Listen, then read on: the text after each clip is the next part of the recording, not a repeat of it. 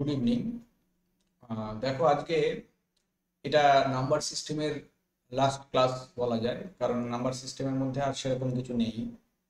এই কয়েকটা coding scheme আছে, এটাকে বলে এনকোডিং স্কিম বলা যায়, সেইগুলো একটু বলে দিই। এনকোডিং স্কিমের মধ্যে তিনটে তোমাদের সিলেবাসে আছে। একটা হলো অ্যাসকি, আইএসসি ডবল আই আর ইউনিকোড, এই তিনটে। তো অ্যাসকি হলো মানে অ্যাকচুয়ালি আগে কি হতো 1950-এর দশকে, মানে আমাদের কম্পিউটারের প্রথম জেনারেশনে কি হতো, বিভিন্ন কম্পিউটারের কোম্পানিগুলো মানে বা বিভিন্ন সংস্থাগুলো নিজস্ব কম্পিউটার তৈরি করছিল এবং তাদের যে কোডিং এনকোডিং স্কিম সেটা আলাদা আলাদা হতো। এবার এনকোডিং ব্যাপারটা কি? এনকোডিং হলো যে আমরা কিবোর্ডে যখন কিছু টাইপ করি তখন তার এগেনস্টে একটা নাম্বার কম্পিউটারে ইনপুট হয় এবং সেই নাম্বারটাকে বলে এনকোডিং স্কিম আর কি। ঠিক আছে, মানে যেমন ধরো এ যদি আমি টিপি, তাহলে ছোট হাতের এর জন্য 97 আর বড় হাতের এর জন্য 65, এইটা কম্পিউটারে অ্যাসকি কোডে ইনপুট হবে।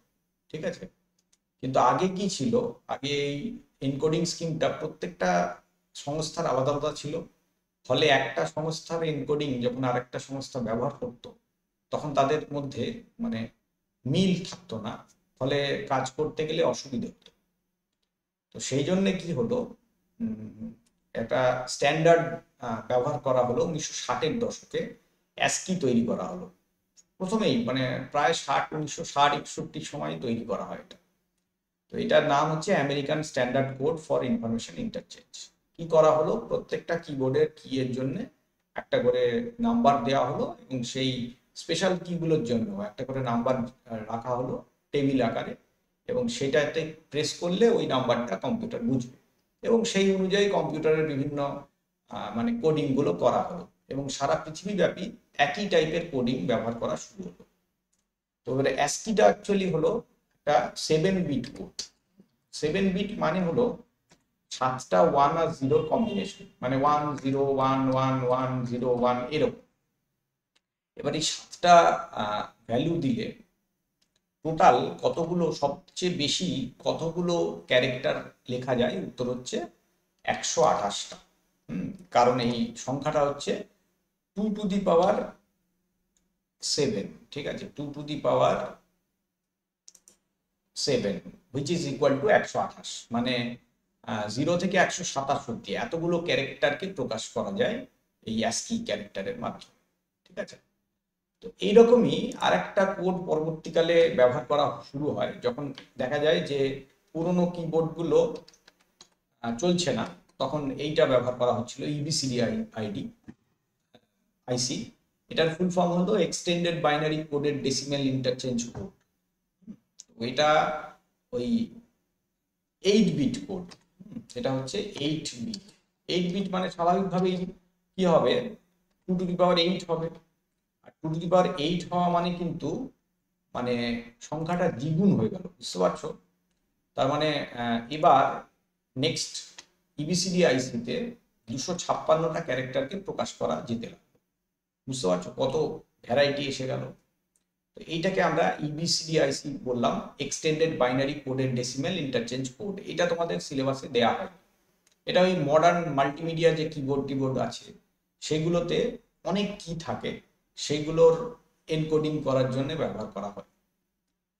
আচ্ছা, এবার যেগুলো ব্যবহার করা হচ্ছে অ্যাসকিতে সেখানে বা ইবিসিডিআইসিতে, সেখানে তো স্ট্যান্ডার্ড ইংলিশ আর ম্যাথের যে 1 2 3 4 এগুলো আর এবিসিডি এগুলো প্লাস স্পেশাল কি।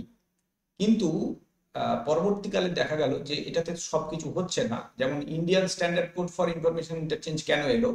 কারণ ভারতীয় ভাষাগুলোকে প্রকাশ করার জন্য আরো বেশি কি লাগবে, স্বাভাবিক, কারণ ভারতীয় অনেক ভাষা আছে, হিন্দি, সংস্কৃত, তারপর বাংলা, কত ভাষা আছে। তো সেই জন্যে আইএসসি ডবল আই তৈরি হলো, Indian standard code for information interchange. এটা কিন্তু 8 বিট কোড। স্বাভাবিকভাবেই এটাতেও 2 টু দি পাওয়ার 8 মানে 256টা ক্যারেক্টার প্রকাশ করা যাবে, বুঝতেই পারছো ব্যাপারটা।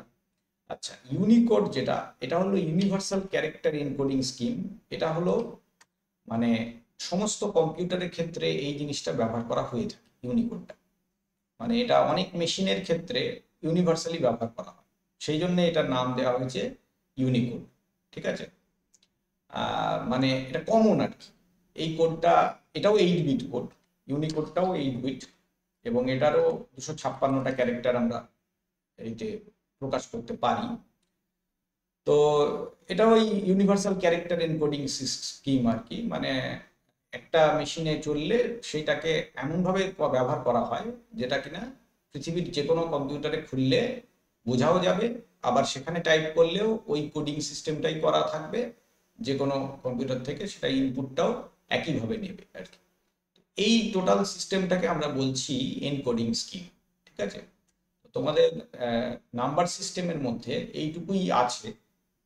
এর পরে যেটা আছে সেগুলো কিন্তু অন্য চ্যাপ্টার, মানে কিছু থিওরির চ্যাপ্টার আছে, সেটা তো আমি এভাবে ভিডিও করিনি। সেগুলো হয়তো তোমরা নিজেরাই পারবে, যদি না পারো আমাকে কমেন্টে জানাবে, লাইক করবে, শেয়ার করবে, আর কমেন্টে জানাবে যদি না অসুবিধা হয়। আর তারপরে আমরা বুলিয়ান অ্যালজেব্রা শুরু করব ধীরে ধীরে। তোমরা চ্যানেলের সঙ্গে যুক্ত থাকো, তাহলে দেখবে ধীরে ধীরে পরেরগুলো পাবে আর কি। তো আপাতত এখানেই কমপ্লিট করলাম, নাম্বার সিস্টেম কমপ্লিট হয়ে গেল। থ্যাংক ইউ সকলকে। ক্লাসগুলো অ্যাটেন্ড করলে নিশ্চয়ই ভালো লাগবে। প্রত্যেকটা ক্লাস ফলো করবে, দেখবে কন্টিনিউয়েশন থাকবে, বুঝতেও সুবিধা হবে।